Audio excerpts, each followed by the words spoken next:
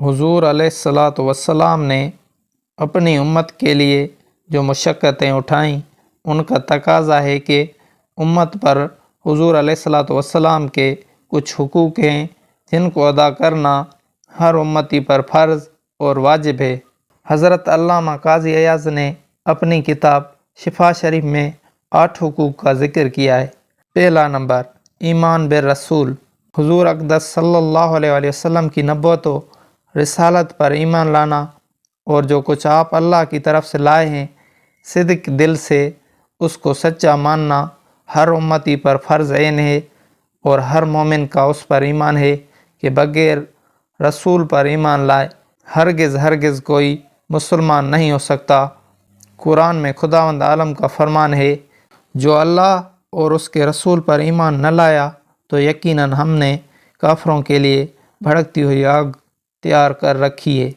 اسی لیے اسلام کا بنیادی کلمہ یعنی مسلمان ہونے کے لیے خدا کی توحید اور رسول کی رسالت دونوں پر ایمان لانا ضروری ہے۔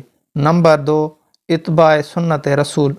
حضور اقدس صلی اللہ علیہ وسلم کی سیرت مبارکہ اور آپ کی سنت مقدسہ کی اتباع اور پیروی ہر مسلمان پر واجب و لازم ہے۔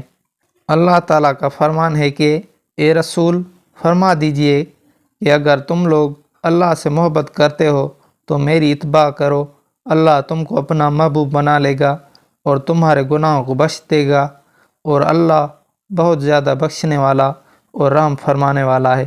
اسی لیے اللہ اور رسول کے پیارے صحابہ کرام آپ کی ہر سنت کریمہ کی اتباع اور پیروی کو اپنی زندگی کے ہر قدم پر اپنے لیے لازم الایمان اور واجب العمل سمجھتے تھے۔ صدیق اکبر کی آخری تمنا۔ امیر المومنین حضرت ابو بکر صدیق نے اپنی وفات سے صرف چند گھنٹے پہلے ام المومنین حضرت عائشہ رضی اللہ عنہا سے دریافت کیا کہ رسول اللہ صلی اللہ علیہ وسلم کے کفن مبارک میں کتنے کپڑے تھے اور آپ کی وفات کس دن ہوئی۔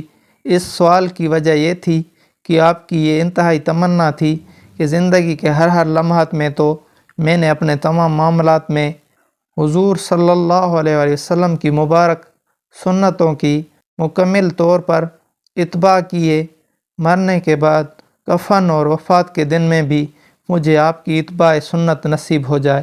حضرت ابو ہریرہ اور بھنی ہوئی بکری۔ ایک مرتبہ حضرت ابو ہریرہ رضی اللہ عنہ کا گزر ایک ایسی جماعت پر ہوا جس کے سامنے کھانے کے لیے بھنی ہوئی بکری رکھی ہوئی تھی۔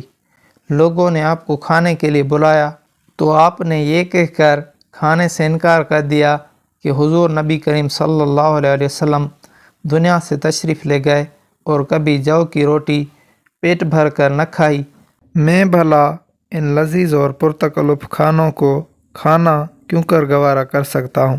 حضرت عباس کا پرنالہ۔ حضرت عباس کا مکان مسجد نبوی سے ملا ہوا تھا اور اس مکان کا پرنالہ بارش میں آنے جانے والے نمازیوں کے اوپر گرا کرتا تھا۔ حضرت عمر فاروق نے اس پرنالہ کو اکھاڑ دیا۔ حضرت عباس رضی اللہ عنہ آپ کے پاس آئے اور کہا کہ خدا کی قسم اس پرنالے کو رسول اللہ صلی اللہ علیہ وسلم نے میری گردن پر سوار ہو کر اپنے مقدس ہاتھوں سے لگایا تھا۔ یہ سن کر امیر المومنین نے فرمایا، اے عباس مجھے اس کا علم نہ تھا، اب میں آپ کو حکم دیتا ہوں کہ آپ میری گردن پر سوار ہو کر اس پرنالے کو پھر اسی جگہ لگا دیجئے۔ چنانچہ ایسا ہی کیا گیا۔ نمبر 3، اطاعت رسول۔ یہ بھی ہر امتی پر رسول صلی اللہ علیہ وسلم کا حق ہے کہ ہر امتی ہر حال میں آپ کے ہر حکم کی اطاعت کرے، اور آپ جس بات کا حکم دے دیں بال کے کروڑویں حصے برابر بھی اس کی خلاف ورزی کا تصور بھی نہ کرے، کیونکہ آپ کی اطاعت اور آپ کے احکام کے آگے سر تسلیم خم کر دینا ہر امتی پر فرض عین ہے۔ قرآن مجید میں ارشاد خداوندی ہے کہ حکم مانو اللہ کا اور حکم مانو رسول کا۔ جس نے رسول کا حکم مانا بے شک اس نے اللہ کا حکم مانا۔ قرآن مجید کی یہ مقدس آیات اعلان کر رہی ہیں کہ اطاعت رسول کے بغیر اسلام کا تصور نہیں کیا جا سکتا۔ ہر امتی کے لیے اطاعت رسول کی کیا شان ہونی چاہیے، اس کا جلوہ دیکھنا ہو تو اس روایت کو بے غور سنیے۔ سونے کی انگوٹھی پھینک دی۔ حضرت عبداللہ بن عباس رضی اللہ عنہ سے روایت ہے کہ رسول اللہ صلی اللہ علیہ وسلم نے ایک شخص کو دیکھا کہ وہ سونے کی انگوٹھی پہنے ہوئے ہے۔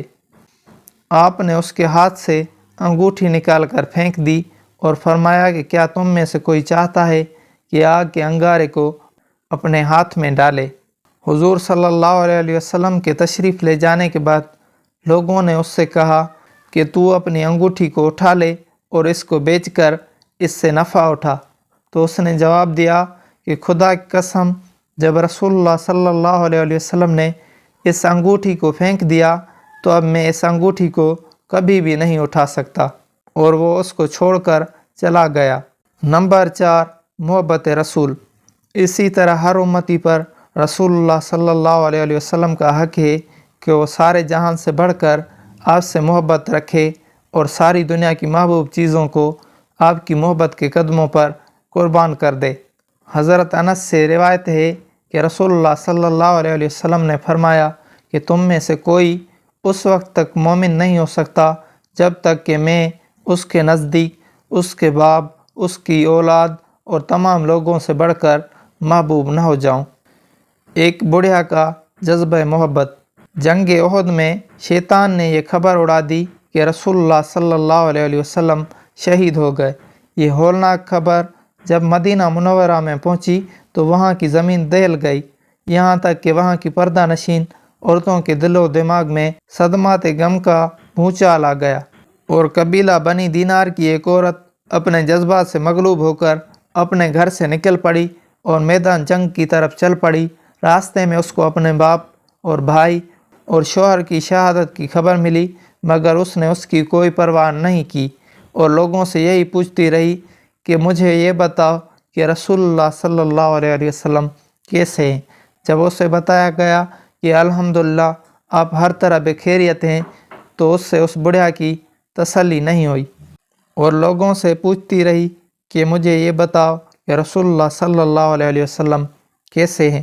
جب اسے بتایا گیا کہ الحمدللہ آپ ہر طرح بخیریت ہیں تو اس سے اس بڑھیا کی تسلی نہیں ہوئی اور کہنے لگی کہ تم لوگ مجھے رسول اللہ صلی اللہ علیہ وسلم کا دیدار کراؤ۔ جب لوگوں نے اس کو رحمت عالم صلی اللہ علیہ وسلم کے قریب لے جا کر کھڑا کر دیا اور اس نے جمال نبوت کو دیکھا تو بے اختیار اس کی زبان سے یہ جملہ نکل پڑا کہ آپ کے ہوتے ہوئے ہر مصیبت ہیچ ہے۔